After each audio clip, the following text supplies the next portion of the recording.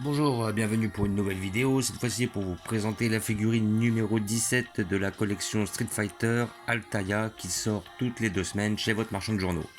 Alors on a eu un gros trou au niveau des sorties pendant une période d'à peu près 2 mois à cause du coronavirus évidemment. Et j'ai loupé la numéro 16 que je ne désirais pas à l'origine, hein. C'était le personnage de Sakura.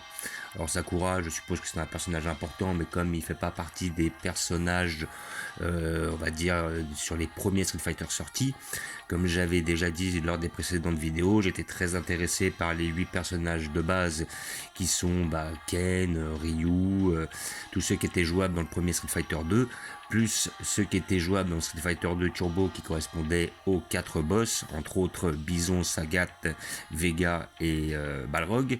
Et puis par la suite, comme j'étais très intéressé par Fei Long, j'ai pris certains personnages de Super Street Fighter 2 et Akuma, car Akuma c'était un perso pour qui j'avais eu un coup de cœur. Voilà. Donc la personnage de cette semaine, c'est le personnage de Tiank, donc qui va être le troisième des personnages de Super Street Fighter 2, vu que j'ai déjà Camille Fei Long. Et après, j'ai malheureusement pas de visibilité sur la sortie de DJ. Voilà, le Jamaïcain qui était issu du film, plutôt du jeu vidéo Super Street Fighter 2. Mais en tout cas, cette figurine a l'air d'être quand même bien réalisée, hein. Quand je l'ai vue, ça m'a fait plaisir parce que celle-là, je ne voulais pas la louper. Donc nous allons l'ouvrir ensemble pour voir ce que ça donne.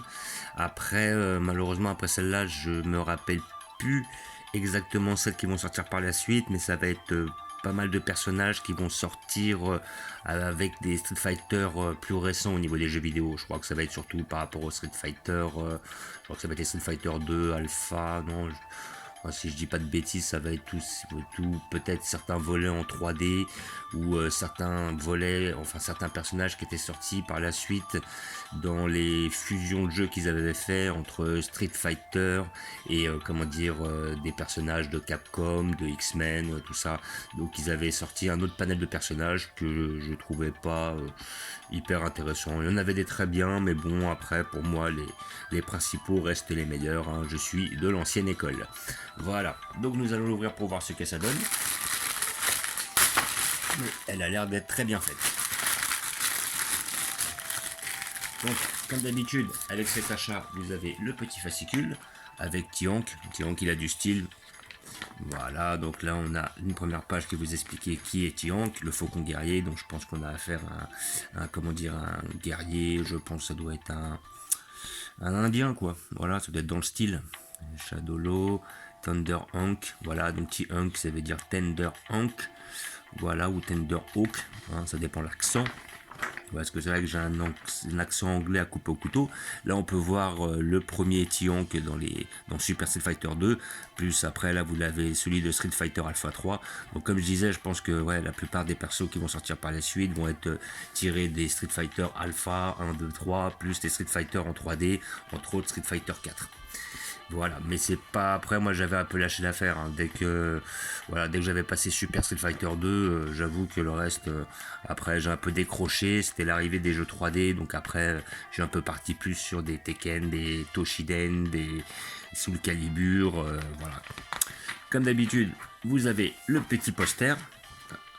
Voilà, comme vous pouvez voir ici, qui est vachement bien réalisé, hein. Franchement, là, les dessins sont super beaux. Je préfère les laisser, j'ai pas envie de les abîmer en les détachant. Mais là, c'est vrai qu'il est pas mal. On voit le petit aigle à côté qui représente le personnage, hein, avec ses plumes qu'il a sur la tête. Voilà, je vois qu'il fait tomber un petit fascicule, oui, une petite publicité. Je relance un peu la pub pour les gens qui veulent s'abonner. Donc là, vous avez la figurine de Ryu, donc elle a l'air d'être pas mal celle-là, hein, en train de faire le Hadoken. Voilà, bon, moi limite je préfère la toute première qu'ils avaient sortie à 1 ou 2 euros, qui était largement suffisante. Après, vous avez la possibilité d'avoir le t-shirt et la casquette si vous vous abonnez. Elles sont pas mal, mais pour moi, c'est pas exceptionnel non plus. Voilà, il y a des casquettes qui m'intéressent plus. Entre autres, j'avais pris la casquette de Olivaton parce que je trouvais vraiment qu'elle était d'anthologie. Là, vous avez comme d'habitude les techniques qui vous sont expliquées. Voilà. Donc après Mexican Typhoon, Raging Typhoon, Raging Slash. Alors après, bon, pour vous dire franchement, c'était pas l'un de mes personnages préférés, hein. Bon, il avait du style, mais je préférais à la rigueur DJ qui pouvait envoyer des boules de feu qui étaient quand même plus rapides. Fei Long, comme c'était une copie de Bruce Lee, c'était un des personnages préférés, hein, étant donné que la plupart des Bruce Lee ou les adaptations de Bruce Lee dans les jeux vidéo, en général, je joue avec, entre autres Lo à travers les Tekken. Et après il y avait Camille, mais Camille j'étais pas fan non plus, sincèrement.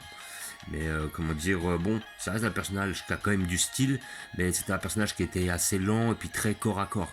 Voilà, il n'y avait pas, si mes souvenirs sont bons, il n'y avait pas de technique à distance comme des boules de feu ou un truc comme ça, donc ça, c'est pas les personnages les plus faciles à manier et avec lesquels on a le plus de chances d'arriver à nos fins à travers la victoire. Mais bon, je dis pas, je pense qu'il y a des gens qui doivent le manier très bien.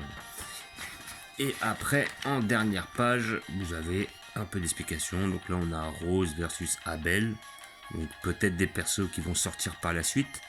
Après une petite explication, voilà, il parle un peu de Street Fighter 4, le combat en 2D, entre dans un nouvel âge d'or. Bon, c'est vrai que les jeux étaient pas mal faits, mais la transition en 3D, j'ai pas réellement accroché.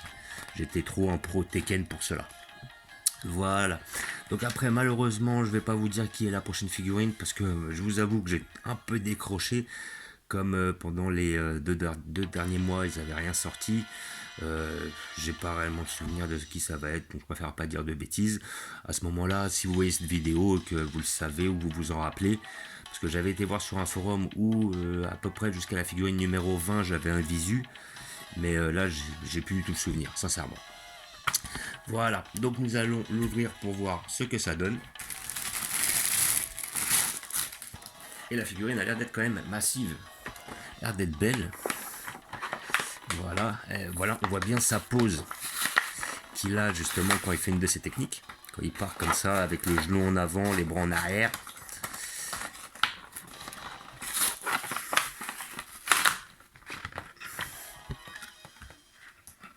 Et voilà. Et bah franchement, celle-là, elle est superbe, sincèrement. Bon, sincèrement, sur toute cette collection-là, niveau qualité-prix, bon, comme j'ai dit, c'est des figurines qui sortent à 12 € toutes les 2 semaines chez votre marchand de journaux. Là, franchement, j'ai eu très très peu de déception sur cette collection-là en général, hein. Là, donc, comme j'ai dit, là, c'est la numéro 17, donc ça doit être la 16e que j'ai parce que j'en ai loupé qu'une seule. Et en général, franchement, c'est des belles pièces, hein. Il y en a très peu qui m'ont déçu. La plupart étaient quand même assez bien faits et ont un très bon rapport qualité-prix. Voilà. Donc là, hop, je vais vous la montrer de plus près. Et franchement, elle est pas mal. C'est l'une des premières où on voit avec une tige blanche devant. Ça fait un petit peu ce que je suis amené à avoir dans certaines figurines Dragon Ball Z, où on essaie de traduire un certain dynamisme, ou essayer de mettre le personnage en mouvement. Donc on est obligé, si on veut le surélever, de devoir le tenir justement avec des tiges. Bon, après, c'est vrai que c'est assez visible. À la rigueur, peut-être que cette tige, j'aurais pu la cacher un peu plus. Mais bon, dans l'ensemble, le perso est quand même très bien fait. Franchement, il est propre. Voilà, donc on voit au niveau des bras, les bras sont bien faits. Là, il y a vraiment les détails. Là, on est vraiment très proche du personnage. Alors, je ne sais pas s'il a changé de style au niveau du temps, parce qu'après, j'ai pas trop suivi. Mais bon, là, je vois très bien le personnage déjà du premier Super Street Fighter 2, quoi. Voilà, donc là on peut voir que le pantalon est bien fait, là on voit un petit peu les trucs d'Indien là, ou ouais d'Indien, après avec toute sa tenue en jean, le bonhomme est assez massif comparé aux autres figurines en général, hein. Donc comme quoi l'échelle est bien respectée par rapport au personnage, on a un personnage très massif qui est plutôt dans le, on va dire dans le gabarit de Sagat, même en plus large, donc les muscles à l'avant sont super bien faits, ils sont beaux, ils sont propres, franchement, la tête est bien faite. Voilà, il n'y a pas de souci.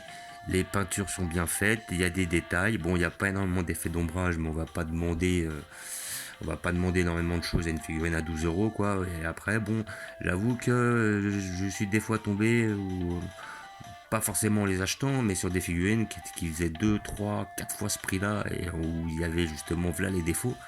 Et là, franchement, la figurine est belle, hein. Elle est propre, hein. Sérieux, là, ils font plaisir. Là, ils font du bon taf, là. Là, franchement, ils se moquent pas. Ils se moquent pas des gens. Donc voilà, hop, on peut voir un peu le dos en dessous là. On voit bien que c'est pas taillé dans le même moule. Il y a quelque chose qui a été rajouté dessus, c'est-à-dire le t-shirt. Là, voilà, le jean est bien fait, les bras sont bien faits, les muscles sont bien faits, le visage est bien fait, le corps à l'avance est bien fait, comment dire, la figurine est dynamique et en plus, elle respecte quand même pas mal le personnage d'origine. Ouais, franchement, là, sérieux, ils ont fait du beau taf. Voilà. Ah, franchement, il est beau, hein. Donc, comme d'habitude, voilà, figurine à 12 € chez votre marchand de journaux, ça sort toutes les 2 semaines.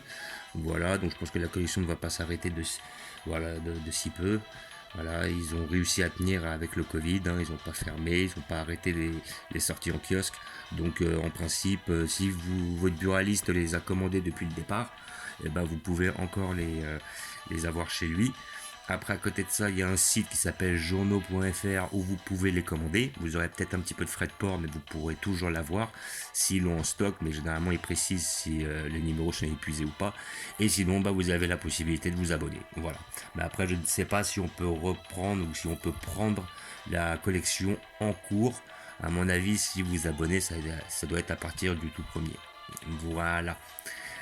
Donc, comme d'habitude, je vais vous montrer où je vais la placer, car j'ai prévu comme d'habitude une petite place à cet effet là.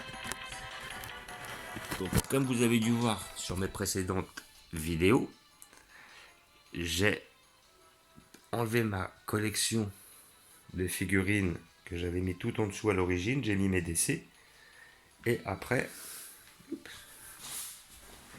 voilà. Donc là je vous montre, j'ai pris une petite veste la dernière fois, la petite veste Capsule Corporation là, je la trouvais mignonne, je la mets pas spécialement, j'ai pas envie de l'abîmer, mais je trouve un bon délire, je la trouvais assez soft. Et j'ai mis ma collection de Street Fighter juste au-dessus. Donc là, avec tous les personnages principaux. Et j'ai déjà prévu une place pour le Tiank. Tout se passe bien. Il va se mettre ici. Voilà. Donc voilà, quand même. Le personnage, il est massif, hein, donc, alors, à moins que je le mette, je vais peut-être le rapatrier un petit peu plus. Je vais l'intervertir avec le Sagat pour voir si justement, parce qu'il est quand même massif. Et le souci, c'est que voilà, là il sera encore mieux. Le problème après, c'est qu'on voit plus trop le Sagat. Ça, c'est un souci. Enfin, non, c'est le Vega, pardon. Le Vega qui est juste derrière. Je vais voir après si je peux pas trouver une autre place, histoire de mettre une figurine un peu plus moche. Voilà. Ou alors, tout simplement, je pense que je vais intervertir le Vega qui est plus petit avec le bison qu'on verra plus. Voilà. Comme ça, le bison, on le verra quand même, malgré. Voilà. Et le Saga et le Vega va venir là. Voilà. On met comme ça. Et comme ça, on perd pas trop de place. Voilà. Donc voilà, comme vous pouvez voir, donc j'ai mis la Camille sur le côté. Derrière, vous avez le Balrog, le Vega à côté et le Sagat devant. Le Bison juste derrière. Comme ça, j'ai mis les 4 boss de Street Fighter de Turbo en même temps. Le Dalsim, le Tiank, le Guile juste à côté, le petit Blanca, le Fei Long, la Honda, le Ryu, le Ken le survivant, enfin Ken le survivant, Ken tout court, Ken Master, le Akuma, la Chun-Li et le Zangief. Voilà, donc ça fait une belle petite collection dont je suis ravi, qui m'a pas coûté énormément cher. Voilà, compte à peu près, ouais. Ah, ça m'en fait combien là? J'ai dit 16 tout à l'heure.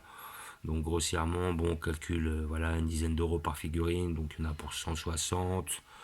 Ouais, il y en a à peu près pour 160, parce qu'après, il y en a une que j'ai eue à 1 € et l'autre à 5, donc il y en a pour 165, 166 euros. Voilà, donc c'est là que ça peut paraître une somme, mais vous avez quand même 16 persos pour à peu près 160 euros. Donc ça fait à peu près une moyenne des 10 balles par personnage, ce qui n'est pas excessif du tout. Voilà. Comme d'habitude, je vous remercie d'avoir regardé. Je vous dis à bientôt. N'hésitez pas à vous abonner ou à mettre des pouces.